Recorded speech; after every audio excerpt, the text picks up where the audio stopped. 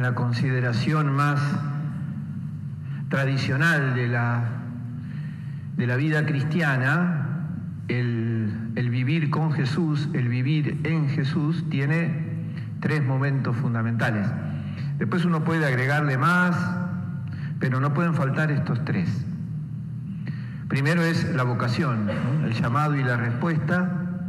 El segundo es la vivencia de esa experiencia. Y el tercero es la conclusión, el compromiso, el desafío al que me llama esa experiencia, esa vivencia de Jesús. Hoy están los tres enmarcados en toda la liturgia de la palabra, tanto en las lecturas, en el Evangelio, como en el Salmo. Todo está perfectamente a consideración para que lo podamos compartir este ratito, pero sobre todo para que después, si quieren en casa, vuelvan a releer, porque es muy rico todo esto. Es imposible la vida cristiana sin el llamado. Esto es lo primero y principal, y esto corre por cuenta de Dios. Dios es el que llama, no somos nosotros, sino que Dios nos amó primero, primera carta de Juan.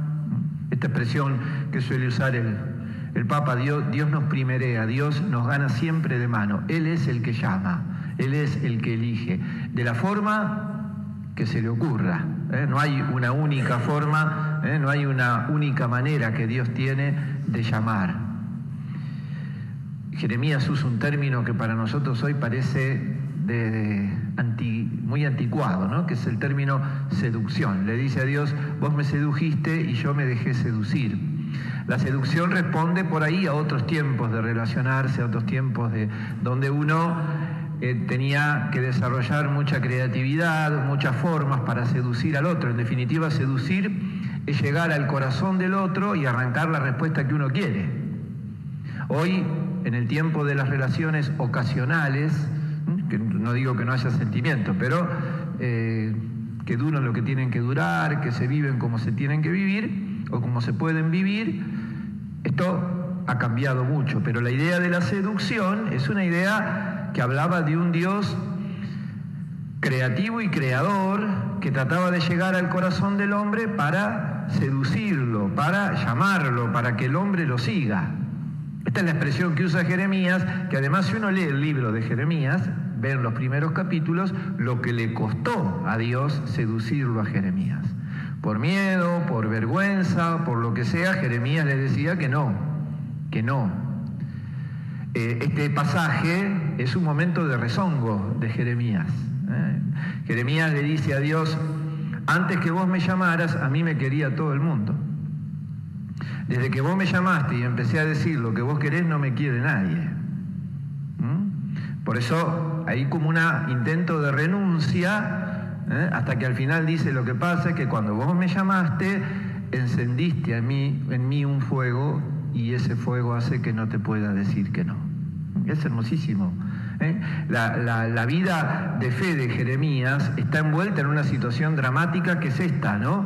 La del que por hablar de Dios es atacado, perseguido, negado, violentado. Y entonces le cuestiona a Dios eso: pero si hablar de vos es lo más lindo, ¿no? Es lo más hermoso que hay, ¿por qué me pasa todo esto? Entonces yo quiero renunciar, pero ese fuego que vos encendiste en mi corazón no me deja. Es bellísimo. Esto es la vocación. La vocación. Uno, en este tema del llamado, hay grandes santos, incluso el mismo Francisco de Sales, que de alguna manera dice: uno reza como vive, se reza como se vive.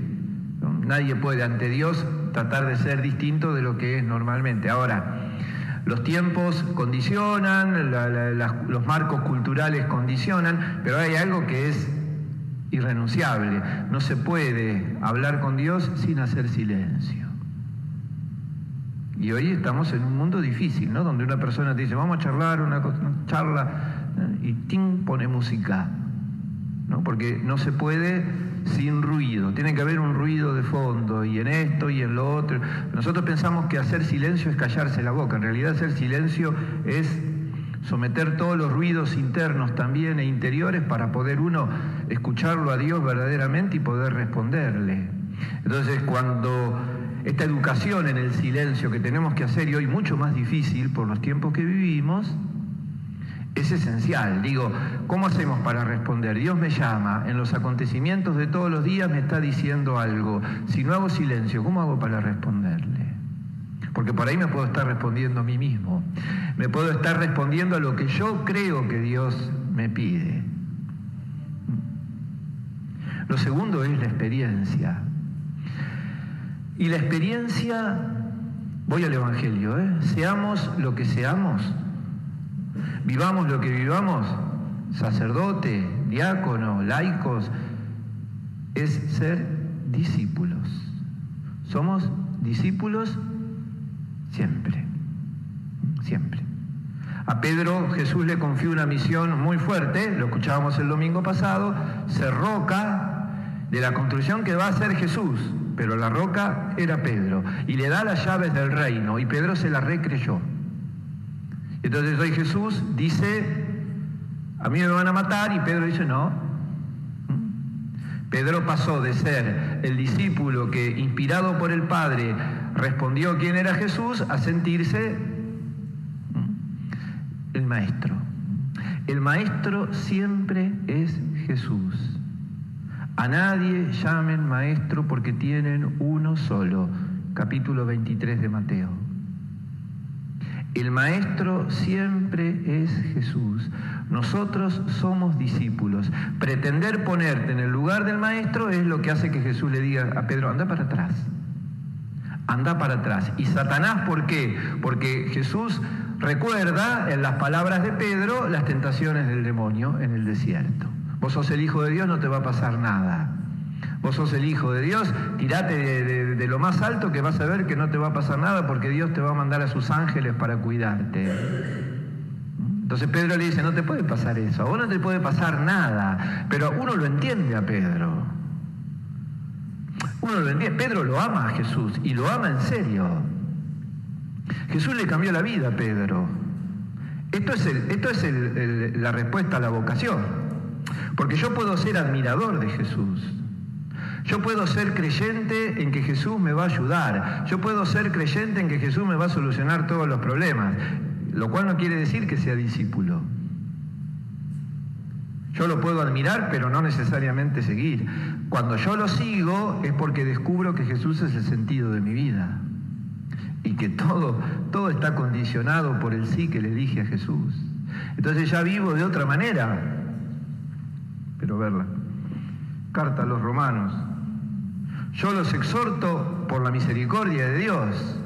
Yo no, como diciendo Pablo, yo no soy un maestro de moral que les enseña a vivir. Yo les hablo desde la misericordia de Dios. Y desde la misericordia de Dios les digo, tenemos que vivir de esta manera. No ajustarnos al mundo, sino vivir como Dios quiere. Vivir según la voluntad de Dios. Esto es el discípulo. El discípulo nunca delante del maestro. ¿Cómo le va a decir Pedro a Jesús lo que tiene que hacer? ¿Cómo le va a explicar Pedro a Jesús lo que tiene que pasar? Y mucho menos negarnos al sufrimiento, al dolor, a la cruz, que son situaciones inevitables en la vida, pero no inevitables como una cuestión de resignación. Inevitables porque también forman, también educan, también se crece. Hay un montón de cosas que se aprenden en el sufrimiento y en el dolor.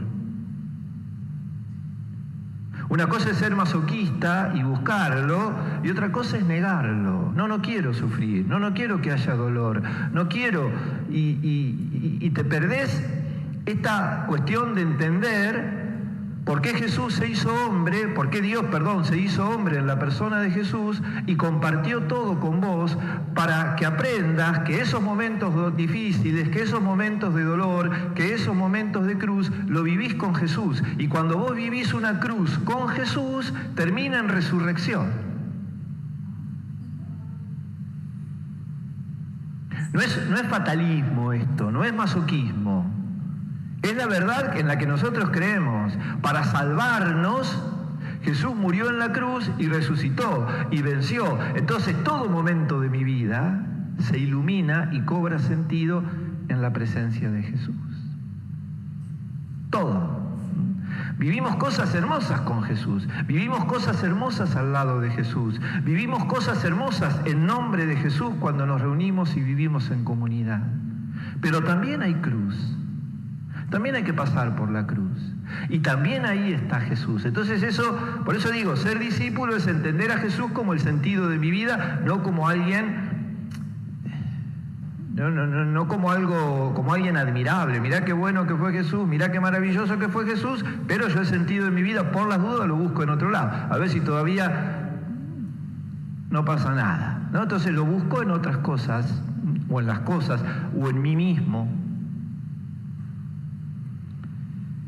Y después la consecuencia. Si yo realmente me he sentido llamado, he hecho ese silencio interior necesario para que Dios hable, si le he dicho que sí, y vivo esta experiencia de Jesús constantemente en toda mi vida, en todo lo que significa su palabra que me enseña, su perdón que me levanta, la Eucaristía que me alimenta, el prójimo en el que también me cita y en el que también me puedo encontrar. Cuando vivo toda esta dimensión, la consecuencia es verdaderamente una vida cristiana. ¿Y qué es la vida cristiana? Le dice Pablo a los romanos: ofrézcanse ustedes mismos como hostias. Esto que vamos a hacer en un ratito, los sacerdotes tenemos esa gracia infinita del nombre del pueblo de Dios, ofrecerle a Dios nuestra vida representada en el pan y el vino. Bueno, no es solamente ofrecer pan y vino, sino ofrecete vos también. Vos hacete hostia. Vos, para romperte, para partirte, para compartir tu vida con los demás en el nombre de Jesús. Esa es la consecuencia. Eso es lo que le pasó a Jeremías, eso es lo que vivió Pablo, eso es lo que va a vivir después Pedro.